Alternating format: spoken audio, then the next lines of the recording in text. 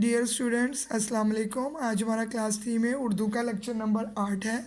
हमने कल गाय और बकरी लास्ट लेक्चर में गाय और बकरी की रीडिंग की थी लेक्चर नंबर 7 में। आज लेक्चर नंबर 8 में इसकी बाकी की रीडिंग करेंगे। राम करता तक हमने पढ़ ली थी। इसके बच्चों को पालती हूँ मैं, दूध से जान डालती हूँ मैं। गाय कह रही है कि मैं गवाले के बच्चों को पालती हूँ, मेरे दूध से उसके बच्चे बड़े होते हैं। बदले नेकी के ये बुराई है, मेरे अल्लाह तेरी दुहाई है। सुन के बकरी ये माजरा सारा, बोली ऐसे गिला नहीं अच्छा। बात सच्ची है बेमज़ा लगती, मैं कहूँ मगर खुदा लगती। खुदा लगती मतलब इंसाफ की बात है ये।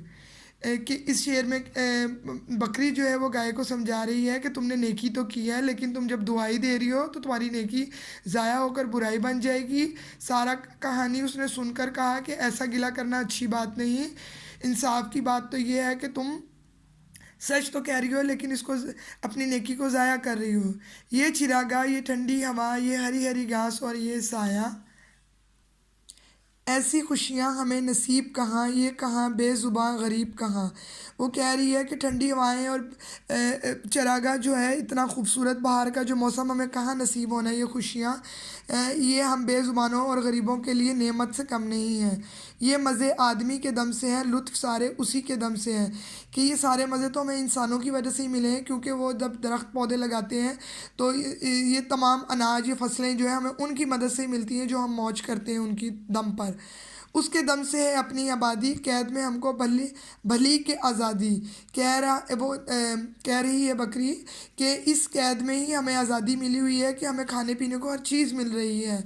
100 तरह का बनू में है खटका, वाह की गुजरा से बचाए खुदा। बनू का मतलब है जंगल और खटका का मतलब है डर या डर खौफ होता है। वाह की गुजरा से बचाए खुदा, गुजरा यानी गुज़र बसर से, यानी हमें अगर हम यहाँ से कहीं और रहें तो हमें हर वक्त डर लगा रहेगा। और गुजरा यानी जंगल में जो है हमारी गुज़र गुज़र खटका लगा रहेगा, और जंगल में हमारी गुज़र गुज़र मुश्किल हो जाएगी। हम पे ऐसा है बड़ा उसका, हमको ज़ेबा नहीं गिला उसका। ज़ेबा मतलब मुनासिब नहीं लगता कि हम पर एहसान है उस इंसान का और हम उसका गिला करें। कदर आराम की अगर समझो, आदमी का कभी गिला ना करो। गिला मतलब शिकवा ना करो। अगर तुम आराम की कदर करना चाहते हो तो आदमी से गिला ना करो, क्योंकि उसने तुम्हारी देखभाल भी की है। गाय सुनकर ये बात शर्माई, आदमी के गिले से पछताई। गाय को अपनी कही हुई बात पर शर्म आ गई और वो पछताने लगी कि मैंने इस तरह क्यों कहा। दिल में परखा भला बुरा उसने, पर कुछ सोच कर कहा उसने। दिल में परखा है, परखा मतलब जांचा या समझा। बकरी ने सोच समझ कर उसे समझाया है। यूं तो छोटी है ज़ात बकरी की, दिल को लगती है बात मगर बकरी की।